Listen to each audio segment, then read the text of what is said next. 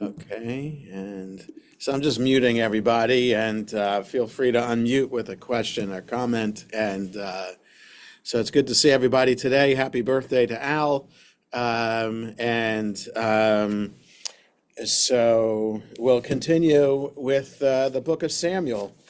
Baruch atah Adonai Eloheinu melech haolam, asher kitshanu b'mitzvotav v'tzivanu la'asok b'divrei Torah. So we left off at verse 4 on page 2 in our edition. And so we were introduced to Elkanah, who's from the Ephraimite hill country, and then to his two wives, Hannah and Peninnah. And Peninnah had children, Hannah did not. And we're told in verse 3 that he would often go up to worship and sacrifice to God in Shiloh. And we're told that Eli and his two sons, Hophni and Pinchas, were the priests there. And as I mentioned, this is the first time we're seeing anything about the Mishkan until way back in Joshua or Judges. Like, that was not the focus of Joshua and Judges, the bringing of the sacrifices there. You could say it's a major focus of the Torah in that you have 5 portions in the book of Exodus about the design and then construction of the Mishkan, and then also the design and then fabrication of the vestments for the Kohanim. We're told about the selection of the Kohanim, and then the whole book of Vayikra. So one of the 5 books of the Torah is designated specifically to the description of the sacrifices and other rituals related to the Kohanim. So you could argue that a major focus of the Torah is about sacrifices. And then in the book of Bamidbar, we're told about the holidays that are supposed to be observed, the sacred occasions, and the sacrifices offered there. In Deuteronomy, we have that also. So, it is a major focus of the Torah, sacrificial system and where to offer the sacrifices. And then it seems as if that's totally forgotten in Joshua and Judges, and it's all about the formation, the formation of the nation of Israel in the land of Israel and battles, and nothing about how spirituality has anything to do with the formation of the nation. And so the Torah says that sacrifices have everything to do with the religious nature of who the people of Israel are. And if it wasn't for the fact that it's in the Jewish Bible, Joshua and Judges is a totally secular book. Yeah, God's name is mentioned every now and then, but the focus is on the people, how they don't get along, and how Judges ends with that terrible civil war, and just a bare reference now and then to sacrifices, like priests at where the altar is. So I just think it's fascinating. I don't have much more to say about it. I can't teach a lesson about it. I'm just saying that it's just fascinating in looking at the Bible as a whole. It's understood why the Torah is the foundation of who we are as a Jewish people, but it's also interesting that Joshua and Judges are in the Bible. So if we imagine Bible being about how we relate to God, books that talk about how we relate to God and what God wants from us, Joshua and Judges, I'm not sure, would fit in with what we expect a biblical book to be. But now Samuel perhaps is getting back to that. that idea, and we're introduced to the fact that there is a place to go to offer sacrifices to God, and that's in Shiloh, and who the priests are there: Eli and his two sons, Hophni and Pinchas. Okay, verse 4. And yeah, we'll read the next few, 4 to 8. Vayehi hayom, vayizbach Elkanah, vanatan lifnina ishto, ulachol baneha uvenoteha manot. So it came upon that day, I guess one of those days, that he would go to Shiloh to sacrifice, that Elkanah sacrificed and gave to Peninnah his wife and to his sons and daughters portions from the sacrifice. So we know in the Torah that depending on the sacrifice offered, that some sacrifices were to be totally consumed by the fire on the altar.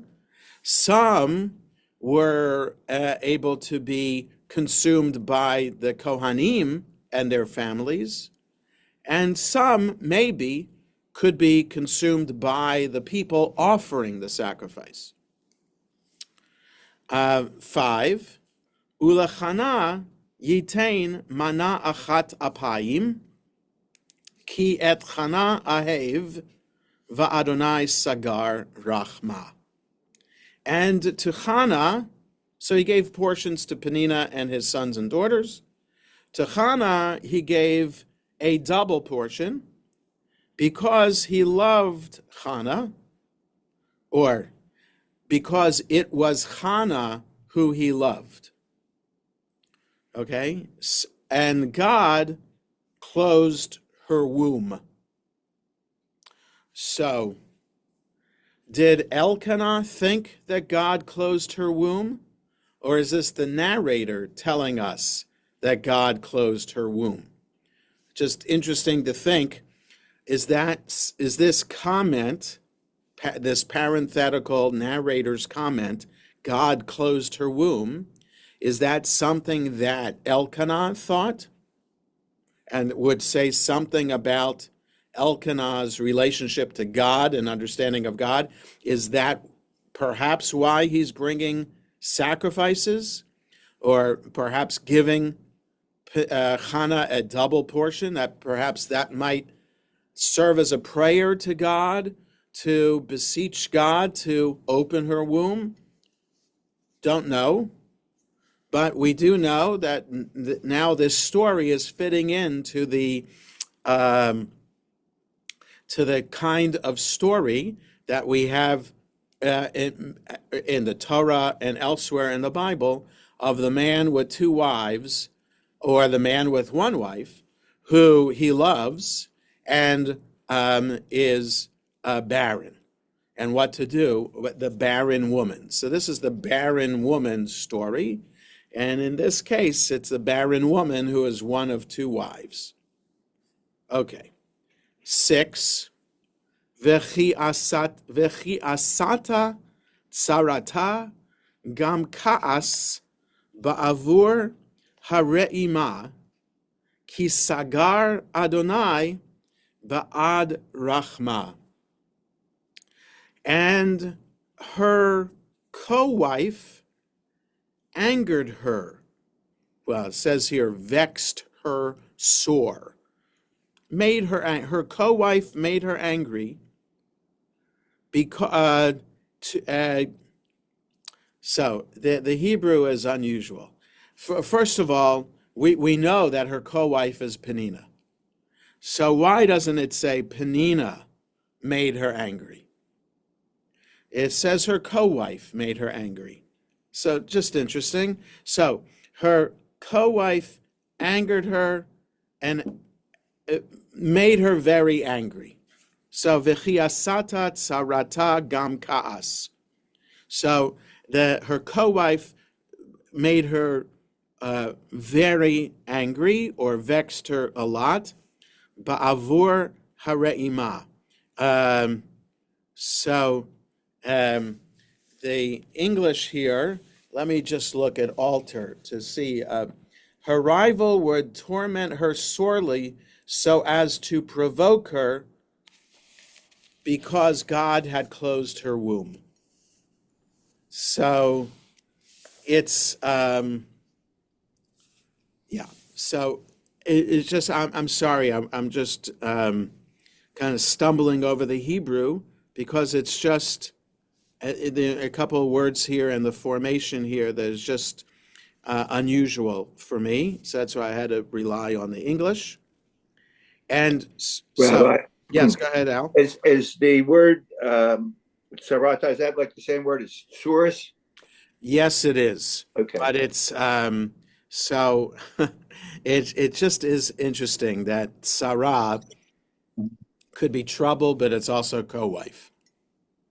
And so maybe that's a lesson that co-wives are trouble. So yeah, but there's a slightly different form. I think that for a co-wife, there's the dagesh, the dot in the letter tzadi. So which for trouble, I don't think there's the dot there. But when you so it's a homophone, but it's so I wouldn't say it's spelled differently, but it's the vowels or the vowels are different. Marlene. Can Sarah also be like sorrow sometimes? Yeah, it could be trouble or sorrow. Yes, yes. So in the first reading, I wanted to say like she was angry, but it's really right that the Penina made Hannah angry, Yeah. right? So not that So it's angry, or Alter translates it as torment, and our old translation says vexed. So the word is kaas, which means anger, but it could also have those other meanings of torment and vexing. Okay, so this is what he did. He gave portions. So when he offered the sacrifice, he gave portions, equal portions to Penina and his sons and daughters, and a double portion to Hannah because he loved her, and then Penina would vex her for being barren. And 7, V'chein ya'aseh shana b'shana midei alotah beveit Adonai kain tachisena vativkeh velo tochal. And he would do this year after year. When she went up to the house of the Lord, so she vexed her, and she cried and would not eat. So the Hebrew is unusual. We don't know about her going up to the house of the Lord. We know about him going up to the house of the Lord. We could assume that his family went with him because he was giving them portions of the sacrifice. So you assume that they were there while he offered it up on the altar. But here, it's saying she offered it up on the altar. So midei alotah beveit Adonai, for her going up to the house of God. It should say aloto, his going up, but it says alotah, her going up. So, okay, whenever she went up to the house of God, she would vex her, she would cry, and would not eat. And 8, Vayomer la Elkanah isha, Chana lame tivki, velame lo tochli, velame yera levavech, halo anochi tov lach me'asara banim. So this is beautiful. He says to her, Elkanah says to his wife Hannah, for what reason are you crying? So in modern Hebrew, we would say lama. Lama tifki. Why are you crying? It says here lameh. So it's another form. So it could be translated as why, but I'm doing it differently. I'm translating it, for what are you crying? For what are you not eating? For what does your heart feel bad? Am I not good for you or better for you than 10 children or 10 sons? So it's a beautiful way that the Bible reflects. We don't often have words like this that are recorded, that are exchanged between husband and wife. So here it sounds like he loves her and says, and is trying to console her. Don't feel bad. I love you more than 10 sons. It doesn't matter whether you have children or not. I love you. Okay. Now, that goes against biblical societal norms and also against rabbinic Judaism. Based on the Torah of Sarah being barren in the land of Israel for 10 years, where the rabbis know she was barren all her life until the angels came. But in the land of Israel, she was barren for 10 years. And because of that, the rabbis say, if a husband and wife are married for 10 years and not able to produce a child, that's grounds for divorce. See, the very first mitzvah recorded in the Torah is to be fruitful and multiply. It's a mitzvah incumbent upon the man. Even though the woman is the one getting pregnant and having to be pregnant for 9 months and having to go through childbirth, it's not a mitzvah for her to fulfill. It's a mitzvah for the husband to fulfill. So if husband and wife do not have a child together, a biological child together, it's grounds for divorce. Now, I would say in the non-Orthodox world today, that's not the case. There are other ways to have children. Well, first of all, the rabbis had no idea about in vitro or surrogacy. These are options in the world today where a couple could still have a biological child. And there's also adoption. Okay, so Hey, Jenna? Yes, go ahead, Marlene. Well, real quick. So why is it only incumbent upon the man, but the words are in the plural. Pru'u'revu is plural. It's not just. I know, but that's how the rabbis understand it. Okay. Yes. Yes. Yeah, Ron, you have to unmute. Could you say that surrogacy was evident in Sarah giving her handmaid to? Yes. Yes. So that's like an ancient form of surrogacy where, yes. So unlike surrogacy today, where where you sign legal documents, so the woman who is hired to be pregnant with someone else's child and then give birth to it and then have no connection to that child ever again. Right. Surrogacy in the Torah for like Hagar, she's still part of the household, but it's not her son. It's Abraham's son. Yeah. Yes. So there is Didn't that work out kind of. that well either. What's that? It didn't work out that well either. That didn't work out well either. No. Yeah. Surrogacy can work out well today. Yeah. So it's difficult, so it's emotionally trying. Infertility we know is emotionally trying.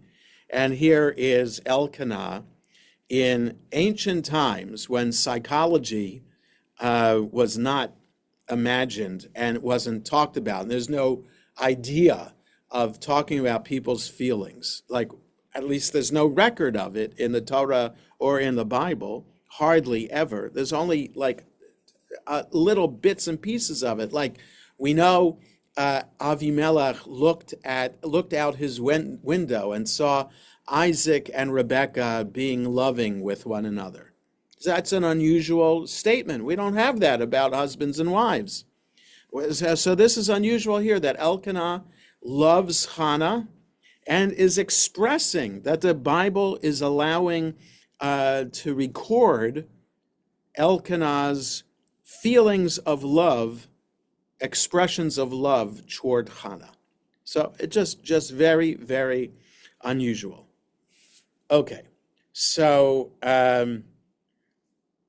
let's look at the commentary here on these verses 4-8. Okay, back on page 2 on the bottom right, that he gave.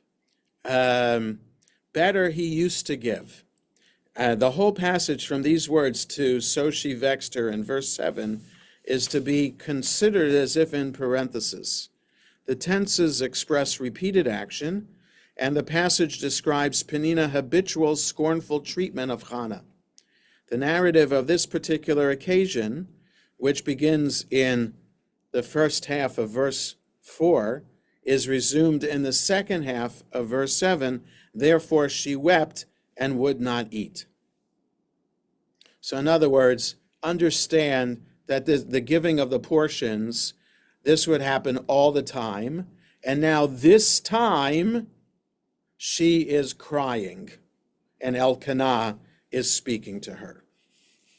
Okay, verse 5, a double portion. The Hebrew phrase is difficult and obscure, and no completely satisfactory rendering has been suggested. The translation of AJ is based on a literal rendering of the Hebrew as one portion two-faced, like mana achat apayim. They're saying is an unusual formation of the Hebrew. It's translated as a double portion, but it's unclear. But the word apayim, although dual in form, is elsewhere used only for the singular face. The Targum, the Aramaic translation, has choice, but this is little more than a guess. Rashi's explanation is a portion which could be accepted joyfully, and Kimchi's to appease her anger. The rabbinical comments have this in common, that the portion given to Hannah was such as to compensate her for her lack of children and to mark Elkanah's affection for her. Rival or fellow wife vexed her sore by pointed references to her childlessness. Fret, an alternative rendering based on the Aramaic usage, is to make her complain. So that's also just how to understand that Hebrew word there, re'imah. 7, therefore she wept, better that she wept, continuing for A, and it came to pass upon a day when Elkanah sacrificed. 8, am I not better to thee, etc.? Elkanah did not mean that in his love for Hannah, he compensated for the lack of sons. Ehrlich gives as the sense, am I not more devoted to thee than if thou hadst 10 sons? Okay. Let's see what Alter says about this. Turn to Ancient Israel, page 242. And to Hannah, he would give one double portion. The Hebrew phrase, which occurs only here, right, mana achat apayim, it only occurs here, means literally one portion for the face, and has perplexed commentators. The conclusion of several modern translators that the phrase means only a single portion makes nonsense out of the following words, that the allotment was an expression of Elkanah's special love. It seems wisest to follow a long tradition of commentators who take a cue from the doublative ending of apayim, the word for face, perhaps even a textual corruption for another word meaning double, and to construe this as a double portion to Hannah, who, alas, unlike Peninnah, has no children. And thus was it done. The Hebrew is literally thus did he do, but the impersonal masculine active singular is often used in this kind of passive sense. The other, the Hebrew simply says she, but the antecedent is clearly Peninnah. Am I not better to you than 10 sons? The double-edged poignancy of these words is that they at once express Elkanah's deep and solicitous love for Hannah and his inability to understand how inconsolable she feels about her affliction of barrenness. All the Annunciation stories must be understood in light of the prevalent ancient Near Eastern view that a woman's one great avenue to fulfillment in life was through the bearing of sons. It's noteworthy that Hannah does not respond to Elkanah. When she does at last speak, it is to God. So it is interesting. So even though Elkanah is bearing his soul, which, like I said, has never been done before or never recorded before in the Torah, Hannah seems to ignore him because she understands what her lot in life is. And without children, she's nothing. That's just the way women have been led to believe their worth in life. So we don't understand that today, thankfully, in modern times, understanding that men and women are equally valued and not based on what we produce or expectations of what we produce, but just because we're human beings, we're to be valued. That's not how the ancients understood it. Okay, so let's go on. 9 through 20. Vatakom Chana acharei achla b'shilo va'acharei shato ve'eli hakohen yoshev al hakisei al mezuzat hechal Adonai. So Hannah got up after eating in Shiloh and after drinking. So the English says after they had eaten in Shiloh and after they had drunk. I would translate it after the eating in Shiloh and after the drinking. That's how I would understand it literally from how the Hebrew is. So it could be understood after her eating in Shiloh and after the drinking.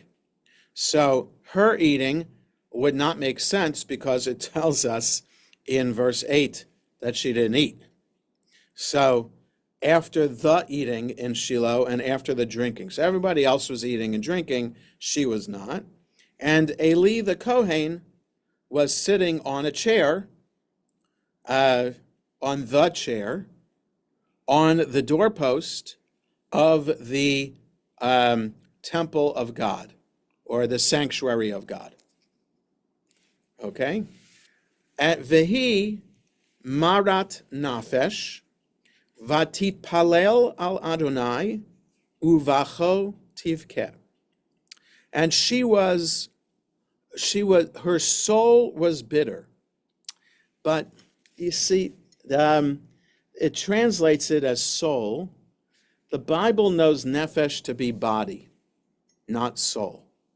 So her body was bitter. Or maybe she had a bitter temperament. Or she just appeared to be bitter. Would be the way to best translate it, because her soul, it could be that she has a deep down depression, but the word nefesh, using the word nefesh, here in the Bible, we can't understand it as soul.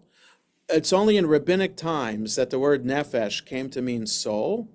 So it wouldn't be really appropriate for us to read soul, a later understanding of the word, back into the text in the Bible. So it's her body is bitter. So you could say she expressed a bitter temperament. We could understand that as being depressed, but I'm not sure the Bible even knew how to understand the deep meaning of what depression is. They understood the outward signs, a person kind of like looking like they're down in the dumps. That the Bible certainly could understand that, but not understanding more of a sense that there's something psychologically going wrong. Okay, so she's bitter and she prays to God. So I just want to point out here that the word for praying, which we take for granted, is an unusual word in the Torah in this context of meaning praying.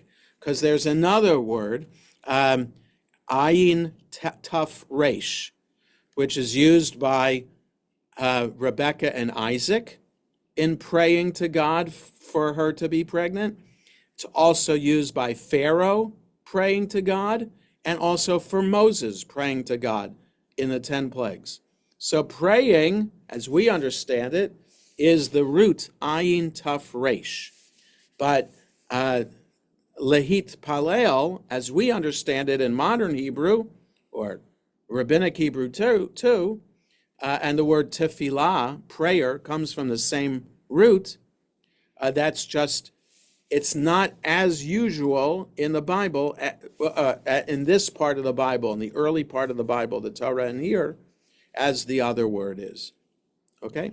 So she was bitter, and she prays to God, Vatit palel al Adonai. So usually we would say Vatit palel el Adonai, Aleph Lamed. Al Adonai means on God, praying to God. So, which could be related to Lehit Palel is a form of Nun Pei Lamed, to fall down. So bowing down, prostrating oneself, falling down on oneself to God. Okay, so there's something physical in the act of prayer. So praying to God or falling down to God, and she cried a lot. Okay, verse 11, Vatidor neder, vatomar, Adonai Tsevaot. Okay, second time now that we have Adonai Tsevaot. We're told in verse 3 that Elkanah went to worship Adonai Tsevaot. So clearly she knows this name of God, Adonai Tsevaot, even though back in verse 3, this is the first time in the entire Bible that we have Adonai Tsevaot used as a name of God. So Hannah knows it, so it must be.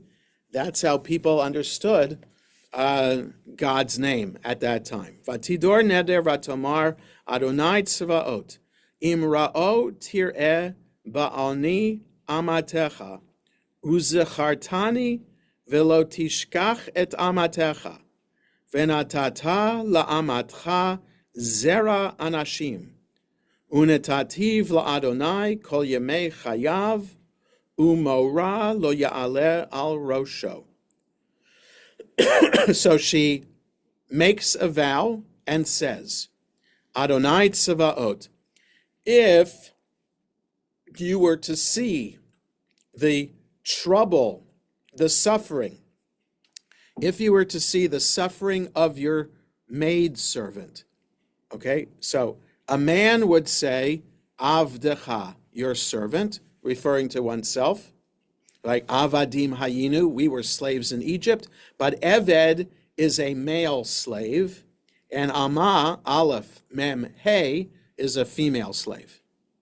So, if you were to see the suffering of your maidservant and were to remember me and were not to forget your maidservant, and you were to give to your maidservant a man child, Zera Anashim, a man child, then, so you got all the ifs. A vow is an if followed by a then. If statement, if you do this, then I will do that. Okay, so that's how a vow works. So you have a few ifs. If you see my suffering, if you remember me, if you don't forget me, if you give me a child, 4 ifs, then I will give him to God all of his life. So he will be dedicated to God all his life, and a razor will not go on his head. So it's kind of like a Nazirite vow. All right, she's not saying anything about grape products, but not shaving the head, no razor going to the head. That's one sign of being a Nazirite. So he has to let his hair grow his whole life, and he will be dedicated to God. Question. I was wondered about this because in terms of Hannah's motivation to have the son, initially I would have thought it's to give a son to Elkanah, Right. or to have a son of her own to raise. Right. But yet she's giving it to the priesthood. Right. Is that because it's the firstborn son? Was there a Pidyon Haben in those days? Oh, that's interesting. So no, I don't. We don't know if there was Pidyon Haben. There's a commandment for it in the Torah, but we don't know. There isn't a story in the Bible that showed the how a Pidyon Haben was done. Okay, we have all sacrifices listed in the Torah for special occasions. We have Passover talked about in Kings, about how the temple was rededicated to God, cleaned out of idols, and then Passover. There hasn't been a Passover celebrated as like a Passover from decades before. So we know about Passover, but we don't know specifics. Like there isn't, we're not told about a Seder being, it's not until possibly Jesus and the disciples at the Last Supper that we have anything in any Bible about a Seder. So there's lots of things. Nobody puts on tefillin in the Bible. So lots of things that the Torah talks about as commandments, we don't know about whether they actually were fulfilled. So we don't know. So this isn't a Pidyon Haben. Right. It's more like I will, and also he's given over to Eli, but he isn't dedicated. You can't give a non-priest to a priest to become a priest. So he's an Ephraimite. He's not a Kohen, but he's going to serve as in the house. He's going to serve Eli and possibly become a prophet and a judge in Israel. So he's not. So he has a life purpose, but it doesn't say necessarily that he can't marry. And I don't remember if Samuel was married or not and had children. I don't remember that. We'll get to it at some point in the book. I think he was, but I don't remember. So he's not totally cut off from the family and from society, but he's cut off in a way in that he's going to be set apart. His hair is going to grow, and he's going to be dedicated to God in some way. It was always just surprising to me that the first thing that she did was to give him up after wanting the child all these years. Right. So, but again, it's not giving him up Not really necessarily, but he's not going to be living at home. But it could be a way of saying, if I understand, God, that this will be a special circumstance if you let me have a child. So I'll understand the special circumstance by understanding that this child's different and special. I think it's more like that. Okay, verse 12. V'haya ki hirbeta lehit palel lifnei Adonai ve'eli shomer et piha. So when she was going on and on to pray before God, so here it's before God, not on God. Up above in verse 10, Vatit palel al Adonai. Here it's lehit palel lifnei Adonai. That's a more acceptable way of understanding praying. We're praying before God. Okay, so when she went on and on, she had a lot of prayer before God. Eli was watching her mouth. So, in other words, she's praying out loud. We learn, actually, it's interesting. We learn a lot of things about how to pray from Hannah praying here. Okay, it's fascinating. When the rabbis teach us in the Talmud about how one is supposed to pray, like we are supposed to pray out loud, but loud enough only for us to hear and not to interrupt anybody else. So we are, praying, if we prayed with our mouths closed and we hear it in our head as we're reading out loud, that's how I was taught to pray. But coming across the teachings of the rabbis, really you're supposed to have your lips move and you're supposed to whisper as you're praying. Because you're supposed to hear what you're saying, not just hear it in your head. Okay? So that's because that's what Hannah was doing here. Okay? So that's the effective form of prayer, praying out loud, at least in a whisper, so loud enough for us to hear. 13, V'chana hi medaberet al liba, rak sifateha naot, v'kola lo yishamea, vayachsheveha Eli l'shikora. Now here it's describing for us exactly what she was doing. Hannah was speaking to herself, or speaking in her head. Lave in the Bible can mean heart, but it can also mean mind. So she's speaking to herself, only her lips are moving. Okay? So she's not even whispering. She's saying these words by only moving her lips. And v'kola lo yishamea, you couldn't hear her voice, or her voice wasn't heard. And Eli thought she was drunk. So, why did he think she was drunk? Were there nobody else? Were there no other people doing what Hannah did? In other words, isn't this a model for how we're supposed to pray? So that's what I'm saying. So sometimes the rabbis understand what happens in the Bible and understand what happens in their time, and they teach according to their time, and then they read it back into the Bible. So we might assume, wait, why does Eli think she's drunk? Isn't everybody praying like that? Because we're all supposed to pray like that.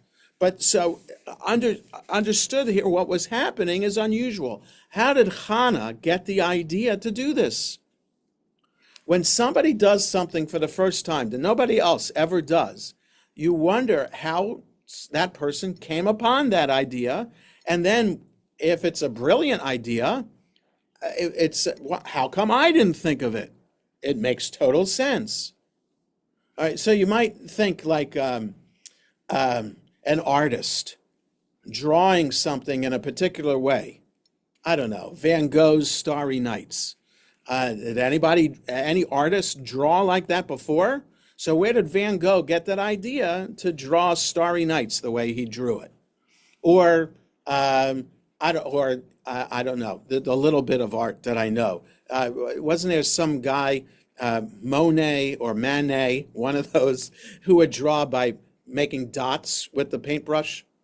And it's a whole bunch of dots and creating an image with dots. What's that? Seurat, S-E-U-R-E-T. Oh, Seurat. Okay, see? I tell you, I know a little bit, but not too much. But there was some artist who drew that way as opposed to brushstrokes. How did he get that idea to do that? So you'd think, wow, that's a brilliant idea. Okay, so brilliant ideas happen, and then we think, oh, that makes total sense. I'm going to do that too. So maybe Hannah was a trailblazer in approaching God and saying words like this. And nobody, well, at least the Bible doesn't record anybody else speaking to God in this way. People just brought their sacrifice and didn't say anything. It's like women sometimes lighting candles on Friday night. Women have a private prayer. When did that custom come? When you cover your eyes, say the bracha, whether out loud or to yourself, of lighting the candles, and then my wife spends a couple of minutes in a private prayer with hands over her eyes. And she's not the only one. There are lots of women who do that. Who was the first one to do that? I don't know. But it's an old custom. It might be just an Ashkenazi custom. Maybe it's a Sephardi custom too. Okay, so let's see. We can go on. It's 10:16. Well, let's go on a little bit more. Vayomer eleha Eli, ad matai tishtakarin, hasiri et yenech me'alayich. Eli says to her, how long have you been drunk for? Get that wine out of you. Like, you have to go somehow detoxify yourself. Kind of what he's saying. Vata'an Chana, vatomer lo, Adoni, isha keshat ruach anochi, vayayin v'shechar lo shatiti, va'eshpoch et nafshi lifnei Adonai. It's beautiful what she says in response. Hannah responds or answers and says, Sir, no, my Lord, I am a woman, so isha keshat ruach. I'm going to try to translate this without looking at the English. Hard-spirited or challenged in spirit. I think this is the best way for the Bible in its Hebrew and lack of psychology to say, I'm depressed.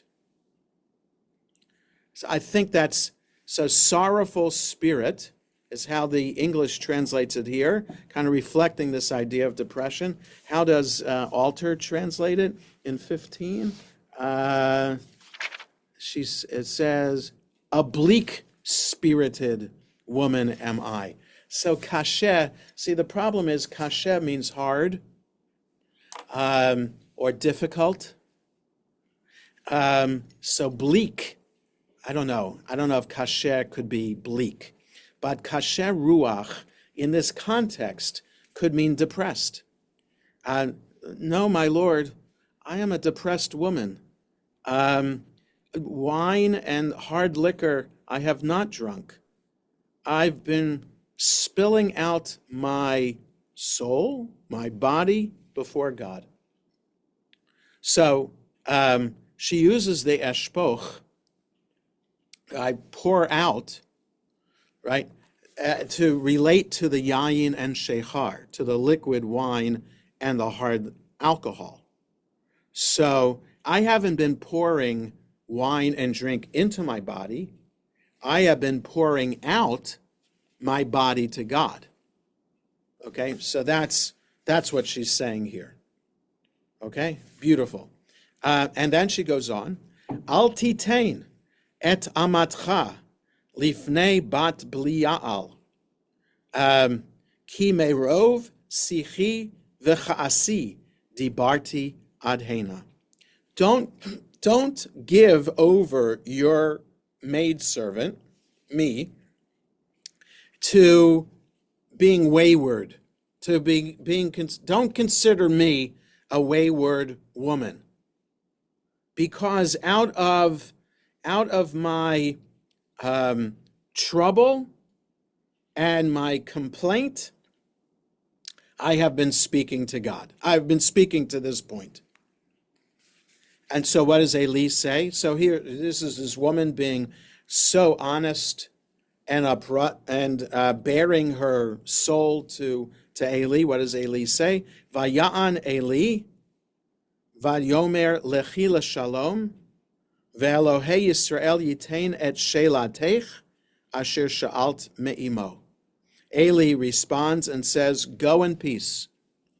and the God of Israel. Now, he doesn't say Adonai Tzavaot.